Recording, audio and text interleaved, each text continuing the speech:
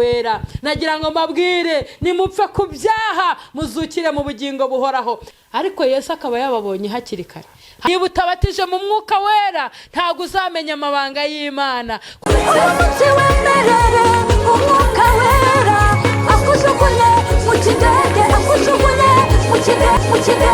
Yesu ashimwe, mumeze neza, muguwe neza, amahoro y'Imana bane namwe. Nzanye ijambo rivuga kuyoborwa n'umwuka w'Imana. Amen. Abatari bamenya nitwa M.FORTUNEE, ndi umubyeyi ushima Imana, ndabakunda. Muhabwe umugisha n'Imana. Reka dusenge. Ndagushimiye Uwiteka, ndagushimiye ko dukomeje, ndagushimiye kuri mu ruhande rwacu, izina ryawe rihimbazwe. Tugeze muri iki cyigisho turasenze ngo tuyoboreshe umwuka wawe. Jambo rye rigira ubutware kandi jambo rye rigira ubushobozi. Abumva n'uvuga twese tuyoborwe n'umwuka wawe mu izina rya Yesu. Amen. Shalom. Ndabakunda cyane muri inshuti zanjye. Nzanye icyigisho tusanga mu butumwa bwiza bwa Yesu Kristo uko bwanditswe na Yohana igice cya 3. Ni ijambo ryiza, ni ikiganiro Yesu yagiranye n'umuntu ukomeye cyane witwaga Nikodemu. Bagirana ikiganiro kandi icyo kiganiro cyadufasha, cyatwubaka, natwe tukareba ese iki kiganiro cyadufasha iki. Abayoborwa n'umwuka w'Imana nibo bana b'Imana. Ndabifuriza kubyarwa n'umwuka. Amen. Iki kiganiro munyemerere dusomeho aya magambo make. Duhere ku murongo wa 3 ngo Yesu, reka duhere ku wa 1. Hariho umuntu wo mu bafarisayo witwaga Nikodemu, umutware wo mu Bayuda. Uwo yasanze Yesu ninjoro aramubwira ati, mwigisha, tuzi yuko uri umwigisha wavuye ku Mana, kuko ari ntawe ubasha gukora ibimenyetso ujya ukora keretse Imana iri kumwe nawe. Yesu aramusubiza ati, nukuri ndakubwira yuko umuntu utabyawe ubwa kabiri atabasha kubona ubwami bw'Imana. Nikodemu aramubaza ati, mbese umuntu yabasha ate kubyarwa akuze, yakongera agasubira mu nda ya nyina akabyarwa? Yesu aramusubiza ati, nukuri ndakubwira yuko umuntu utabyawe n'amazi n'umwuka atabasha kwinjira mu bwami bw'Imana. Ikibyarwa n'umubiri nacyo ni umubiri, ikibyarwa n'umwuka nacyo ni umwuka. Witangazwa nuko nkubwiye yuko bibakwiriye kubyarwa ubwa kabiri. Umuyaga uhuha aho ushaka, ukumva guhuha kwawo, ariko ntumenya aho ujya cyangwa ntumenya aho uva cyangwa aho ujya. Niko n'uwabyawe n'umwuka wese amera. Nikodemu aramusubiza ati, ibyo byashoboka bite? Yesu aramusubiza ati, ukaba uri umwigisha w'Abisiraheli ntumenye ibyo? Nukuri ndakubwira yuko tuvuga ibyo tuzi kandi duhamya ibyo twabonye, nyamara ntimwemere ibyo duhamya. Ubwo nababwiye iby'isi ntimwemere, nimbabwira iby'ijuru muzemera mute? Ntawe azamutse ngo ajye mu ijuru keretse Umwana w'umuntu wavuye mu ijuru akamanuka akaza hasi. Kandi nk'uko Mose yamanitse inzoka mu butayu, niko Umwana w'umuntu akwiriye kumanikwa, kugira ngo umwizera wese abone guhabwa ubugingo buhoraho. Amen. Ni ikiganiro cyarakomeje, ikiganiro Yesu yagiranye n'uyu mufarisayo witwa Nikodemu. Hanyuma amubaza ati, bimeze bite? Bimeze gute? Aramubwira ngo yamusanze ari ninjoro. Aramubwira ati, mwigisha, tuzi ko uri umwigisha wavuye ku Mana, kuko ari ntawe ubasha gukora ibyo ukora, urumva, keretse Imana iri kumwe nawe. Ariko Yesu aramubwira ijambo ngo nukuri ndakubwira ko umuntu utabyawe ubwa kabiri atabasha kuzabona Imana. Atabyawe ubwa kabiri, Imana idufashe cyane. Aramubwira ngo ikibyarwa n'umubiri nacyo ni umubiri, ariko ikibyarwa n'umwuka ni umwuka. Imana itugire neza. Nikodemu nubwo ari umuntu w'umufarisayo cyangwa umuntu w'umuhanga, mbese yabasaga kubaza ibyo azi nka mwarimu, ariko yabajije Yesu amaza ngo turakuzi, tuzi ko uri umwigisha kandi tuzi ko wavuye ku Mana. Kandi abafarisayo bimwe babivugaga mbese bigiza nkana bashaka kumugaragariza yuko nyine bamwemera, ariko Yesu akaba yababonye hakiri kare. Hanyuma nibwo yamubwiye, aramubwira ati umuntu utabasha kubyarwa ubwa kabiri ntago azinjira mu bwami bw'Imana. Aramubwira ati mugomba kubyarwa n'umwuka, kuko ikibyarwa n'umubiri nacyo ni umubiri, ikibyarwa n'umwuka nacyo ni umwuka. Haleluya, haleluya, Imana ishimwe. Iki cyigisho cyaramugoye cyane, atangira kubaza ngo mbese umuntu yakwinjira mu nda ya mama akongera akabyarwa, mama we akongera akabyarwa? Aramubwira ati reka reka, uri kubyumva? Aramubwira ati mugomba kubyarwa n'amazi n'umwuka. Ikimenyetso cy'amazi kigaragaza umuntu wabyawe ubwa kabiri. Ntago nze kubigisha umubatizo, ariko iri jambo ni ijambo ritwereka neza ko iyo twamaze kwemera Yesu nk'umwami n'umukiza, kandi twamara kwizera ko Imana yamuzuye, tukamwakira mu mitima yacu, habaho icyo bita kwihana. Kwihana rero tubyarwa ubwa kabiri. Hanyuma hakabaho ikimenyetso cy'amazi, ariya tujyamo tukabatizwa. Ni ikimenyetso cy'inyuma kigaragaza ubuntu bw'imbere twakiriye mu mutima, kandi ubwo buntu bw'imbere ni Yesu Kristo tuba twakiriye mu bugingo bwacu. Hanyuma tukahabwa umwuka wera. Umwuka wera ni uza akaduhindura abana b'Imana. Murabizi neza ikimenyetso cyabayeho Kristo akimara kubatizwa, haje inuma imuhagararaho, ikimenyetso cy'umwuka wera. Niyo mpamvu Yesu yabwiye Nikodemo, aramubwira ngo utabyawe n'amazi n'umwuka ntabwo azabasha kwinjira mu bwami bw'Imana.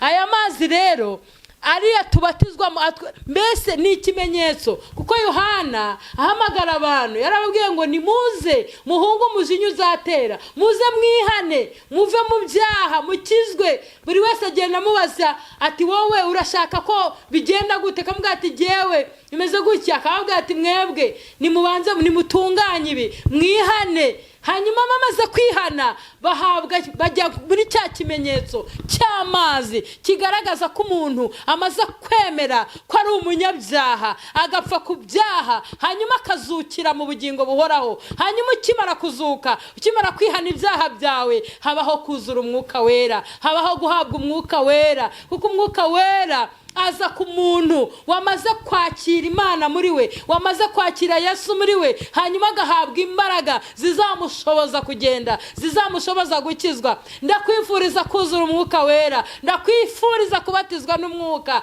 Haleluya. Yesu yabwiye Nikodemo ngo umuntu utabyawe n'amazi n'umwuka ntago azabasha kujya mu bwami bw'Imana. Hanyuma aribaza ngo se umuntu azabyarwa ate?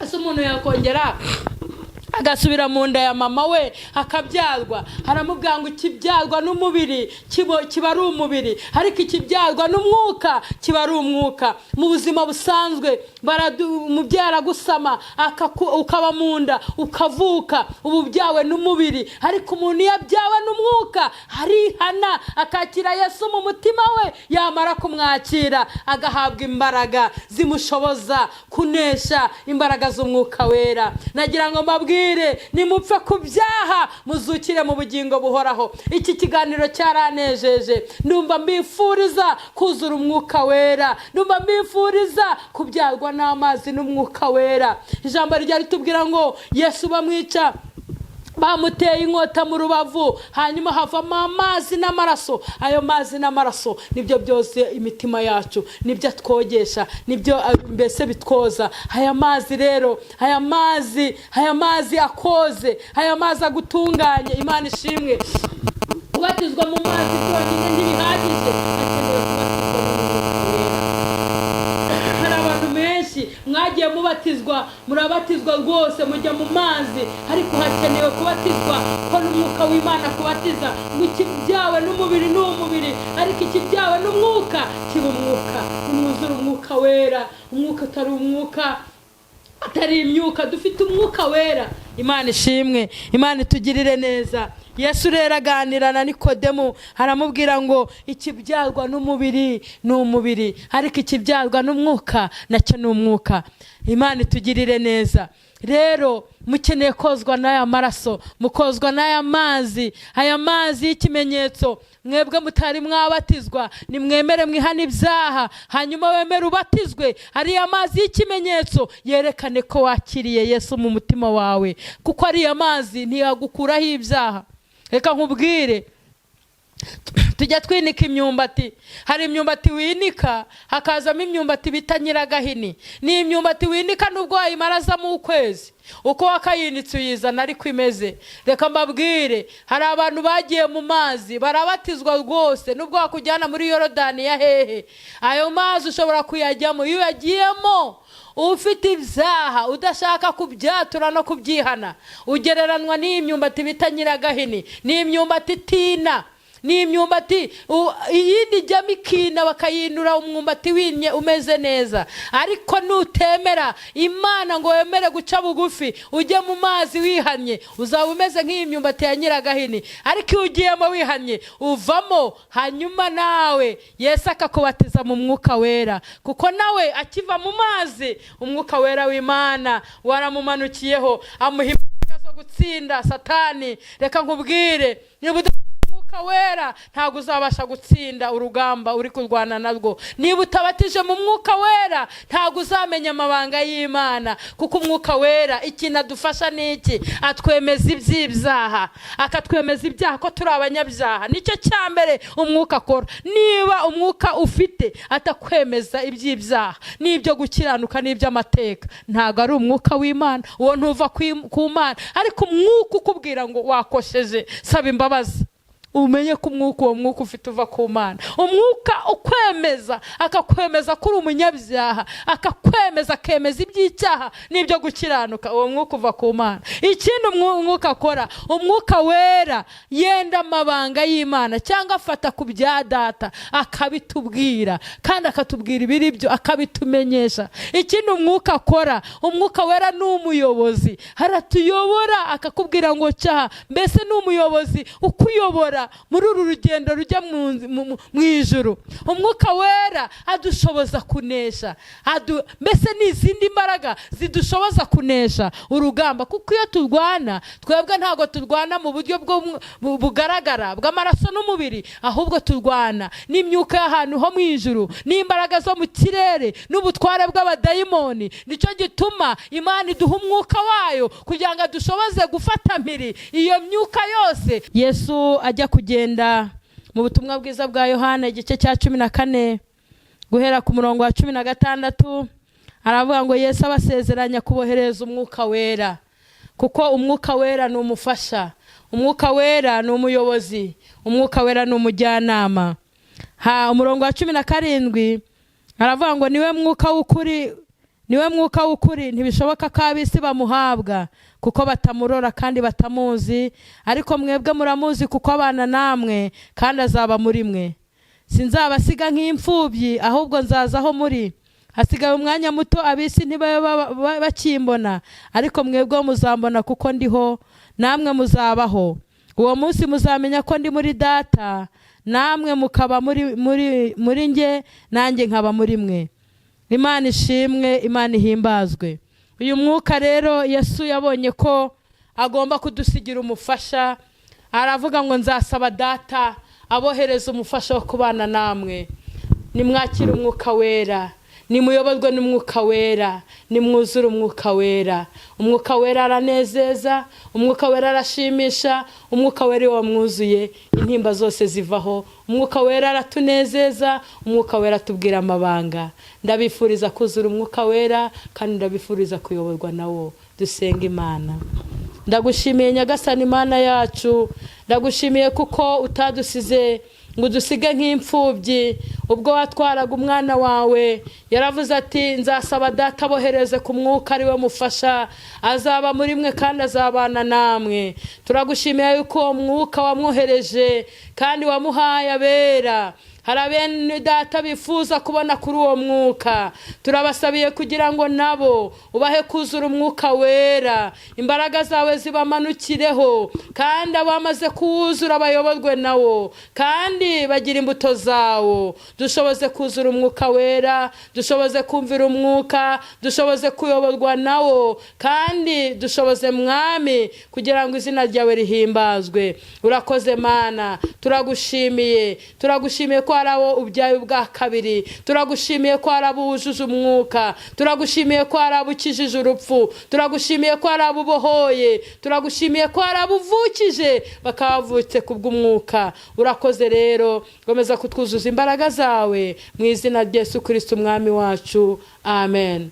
Mbifurije kuyoborwa n'umwuka wera, mbifurije kumvira umwuka, kandi n'ukuri umwuka turamukunda, abamufite mu mugumane, murabizi ko umwuka benga, maze rero muzanyuranye n'umwuka mu izina rya Yesu, amen.